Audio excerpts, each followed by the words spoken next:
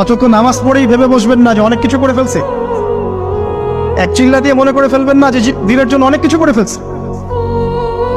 একটা হজ করেছেন, ওমরা করেছেন, সিয়াম রেখেছেন, দিনের জন্য দান সৎকার করেছেন, একটা মাদ্রাসা মসজিদ করেছেন, ভেবে বসবেন না আপনি সব অনেক কিছু করে ফেলেছেন এবং অন্যরা সব কক্রোচ তেলা পোকা, ওরা জাহান্নামে যাবে এমনটা মনে করবেন। জানি না আমরা যে কার আমলের কতটুকু আল্লাহর কাছে কবুল হচ্ছে। তো এখানে এই ব্যক্তির সমস্যা ছিল এই, সে নিজের আমলটাকে অনেক ভারী মনে করছিল এবং সে স্টেটমেন্ট দিয়ে ফেললো যে তোকে আল্লাহ পাক মাফ করবে না। এই একটা কথা মন থেকে বলার কারণে তার ইহকাল পরকাল দুটা বরবাদ হয়ে গেল, সে জাহান্নামে চলে গেল।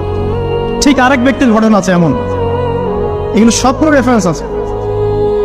এক ব্যক্তি প্রচুর ইবাদত করত, আল্লাহ পাক তার ইবাদত করার জন্য পাহাড়ের চূড়ায় একটা সুন্দর ব্যবস্থাও করে দিয়েছিলেন। সেখানে ডালিম গাছ হতো, ঝর্ণা আসতো, খাবারের কোনো অভাব নাই। হাদিস এসেছে 500 বছর সে ইবাদত করেছে। কত বছর? কিয়ামতের মাঠে এই ব্যক্তির অবস্থা এমন হবে, তাকে জান্নাতে প্রবেশ করানোর জন্য নিয়ে